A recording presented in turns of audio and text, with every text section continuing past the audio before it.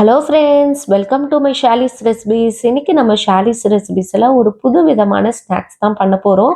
பார்க்குறதுக்கு சமோசா மாதிரி இருக்கும், ஆனால் இது உள்ள ஸ்டஃபிங் வந்து ரொம்ப டிஃப்ரெண்ட்டாக இருக்கும். வாங்க இதை இப்போ எப்படி செய்கிறதுன்னு பார்க்கலாம். ஃபஸ்ட்டு ஒரு பேன் எடுத்துக்குங்க. இதில் வந்து ஒரு 2 டீஸ்பூன் அளவுக்கு எண்ணெய் சேர்த்துக்கலாம். எண்ணெய் நல்லா காஞ்ச பிறகு ஒரு ஆஃப் வெங்காயத்தை வந்து இதில் சேர்த்துப்போம். நான் இன்னைக்கு ஸ்ப்ரிங் ஆனியன்ல இருக்கிற வெங்காயத்தையே நான் சேர்த்துருக்கேன். நீங்க நார்மல் வெங்காயம்னா கூட ஒரு பாதி வெங்காயம் சேர்த்துக்குங்க போதும். இது நல்லா வதங்கின பிறகு இதுல வந்து ஒரு பாதி தக்காளியும் பாதி குடமிளகாய பொடியா கட் பண்ணி சேர்த்துக்கலாம். இது கூடவே ஸ்ப்ரிங் ஆனியன் 1/4 கப் இருந்தா சேர்த்துக்குங்க, இல்லைன்னா பரவாயில்ல. ஒரு 2 பச்சை மிளகாவையும் பொடியா கட் பண்ணி சேர்த்துக்கிட்டு இதை நல்லா வதக்கி விட்டுடலாம். இது ஓரளவுக்கு நல்லா வதங்கி வந்த பிறகு இஞ்சி பூண்டு பேஸ்ட் வந்து 1 டீஸ்பூன் சேர்த்துக்கிட்டு இதோடைய பச்சை வாசனை போகிற வரைக்கும் வதக்கி விட்டுருங்க. இப்போ இதில் சில மசாலாஸ் ஆட் பண்ண போகிறோம். அதுக்கு வந்து தனி மிளகாய் தூள் 1 டீஸ்பூனும், தனியாத்தூள் 1 டீஸ்பூன் சேர்த்துக்குங்க.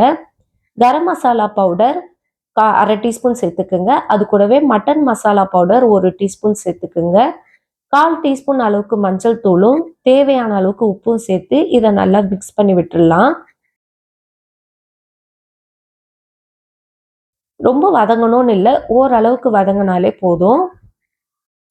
அவ்வளோதான். இப்போ இதுக்கு முக்கியமான ஸ்டஃபிங் இன்னைக்கு நம்ம என்ன பண்ண போகிறோம் பார்த்தீங்கன்னா, முருங்கைக்காயை வந்து உள்ளே இருக்கிற நல்லா வேக வச்சுட்டு உள்ளே இருக்கிறத மட்டும் நம்ம அந்த சத பகுதியை மட்டும் 1 கப் அளவுக்கு இதில் எடுத்துக்கிறோம். அது கூடவே 1/2 கப் அளவுக்கு துருவின பன்னீரையும் சேர்த்துட்டு மிக்ஸ் பண்ணி விட்டுடலாம். இந்த காம்பினேஷனில் கண்டிப்பாக வந்து நம்மளுக்கு வெளியெல்லாம் போய் சாப்பிட்டோன்னா சமோசா கிடைக்காது.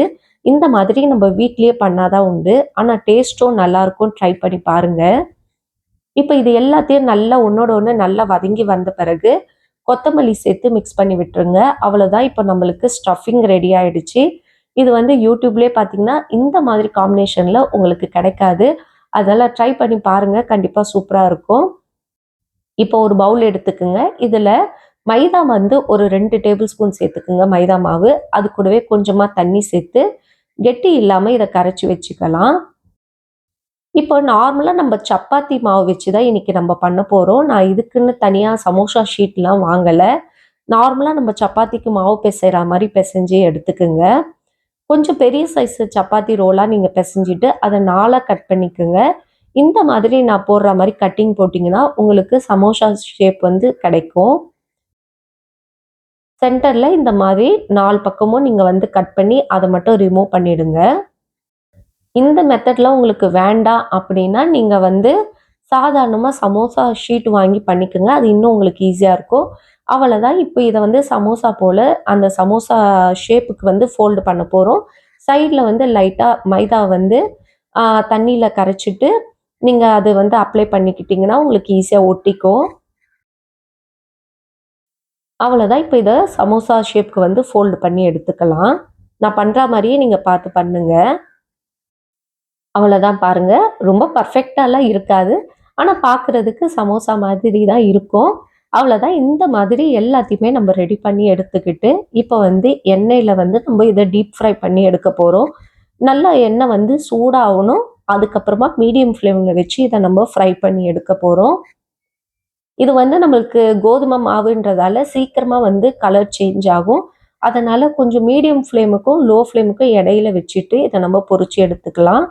ஹை ஃப்ளேமில் வச்சிங்கன்னா சீக்கிரமாக கலர் சேஞ்ச் ஆகி தீஞ்சு போன மாதிரி ஆகிடும். ஸோ கொஞ்சம் ஃப்ளேமை வந்து பார்த்து வச்சுக்கோங்க. அவ்வளோதான். நல்லா கோல்டன் ப்ரௌன் கலர் வந்த பிறகு நம்ம இதை வந்து எடுத்துட்டு சூடாக சர்வ் பண்ண வேண்டியதான். டேஸ்ட்டும் வந்து சூப்பராக இருக்கும். முருங்கைக்காவும் பன்னீரும் போட்டு காம்பினேஷன் வந்து செம்மையாக இருந்தது. ட்ரை பண்ணி பாருங்கள். இந்த மாதிரி சிம்பிளாகவும் டேஸ்டாகவும் டிஃப்ரெண்ட்டான ரெசிபிஸ் பார்க்குறதுக்கு மறக்காமல் நம்ம சேனலை சப்ஸ்கிரைப் பண்ணி வச்சுக்கோங்க ஃப்ரெண்ட்ஸ்.